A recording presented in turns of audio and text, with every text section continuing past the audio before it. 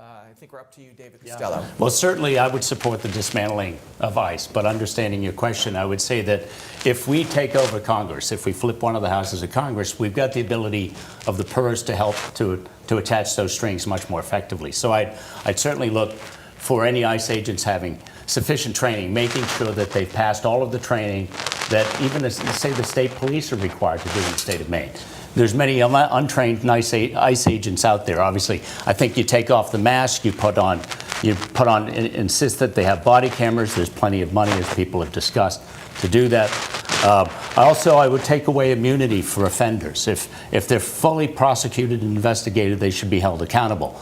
So those are the kinds of things. I think overall, as well as the budget, we can certainly reduce the budget to the extent that it's necessary. As I said, if we've got the kind of commission that gives frank evaluations and programs, we can zero out much of that budget over time and put money into a more effective law enforcement, whether that's more money to local police forces, which tend to be better, more community police-based forcing, those kinds of things would take care of the crime, because there is no evidence that immigrants create crime at a greater extent than other Americans. Quite frankly, it's the opposite. Lizzie Dickerson, Yeah. what would you do to reform ICE while it still exists? Well, the problem with all of this is that we really can't get to work on any of these things until we vote Susan Collins out of there and get a Democrat in there who is committed to this change, because even though all of us who have spoken tonight are very committed to either abolishing ICE or reforming and then abolishing ICE or starting all over or some combination therein, we can't get that done until we actually have control of the Senate.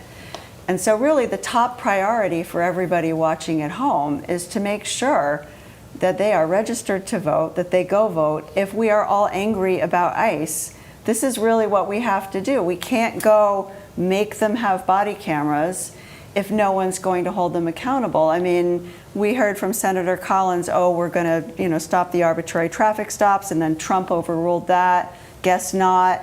No one is doing anything to help this until we vote those people out.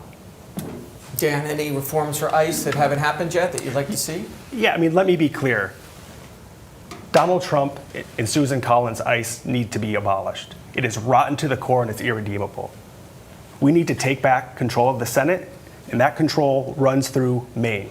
And I believe I'm the best candidate to take on Susan Collins and beat her. So if we get the majority in the Senate, we have the power, we do have the power of the purse, we have control over the budget, and we can demand change. We can demand things like every other police department in this country abides by, right? No mask, badges, body cameras, judicial warrants, just a humane police presence that enforces immigration law, not the thugs that are roaming our cities and towns right now. That is not immigration enforcement. And last, there needs to be justice.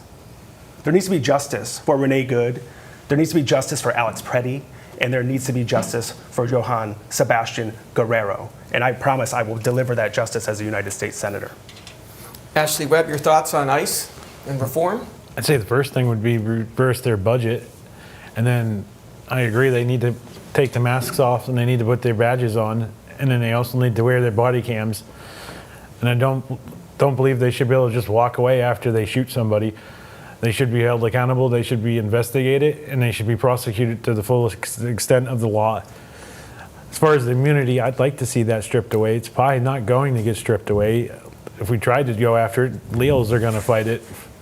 I guess the best option would be to defund them as much as we can. I would like to abolish them, but that's probably not going to happen either.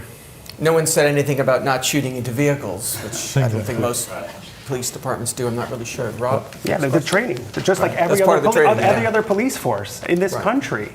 Proper training. Yeah. I mean, we would solve a lot of these problems if the government treated ICE just like the Portland Police Department, the Freeport Police Department. We don't have these issues in Maine. It's more a political instrument as opposed to a public safety instrument. Yeah, the problem is purposely political design by the Trump administration. And it should absolutely be abolished. With quotas, right? There's a number he wants. There are quotas. I think that's, Stephen Miller is fond of discussing how he's juiced up ICE and having quotas because it is really a political instrument. It has very little to do with public safety or security. And it has very little to do with immigration enforcement. Right. This is about sowing fear in our communities. And it's not just affecting, the people in our communities, it's affecting small businesses. Yeah. I mean, one of my favorite bakeries in Portland is owned by an immigrant who's here lawfully, a United States citizen. She employs immigrants who are here lawfully. I remember last winter when ICE came into Portland, I went into her shop, none of her workers were there. I said, well, where is everybody? She's like, I'm too afraid for them to come to work. I told them to stay home. But Dan, should people be deported if they came to this country illegally and there is a deportation order signed by a judge? Look, I believe that if someone is here illegally and the only crime they committed was that, we need a pathway to citizenship here. We know that they're hard, most of them, almost all of them are hardworking people. If you're a criminal, if you committed a violent crime or a serious crime, yeah, we have no room for you here. You need to get out. Anyone else on this topic before we shift gears? yeah. Go ahead, Liz. Yeah.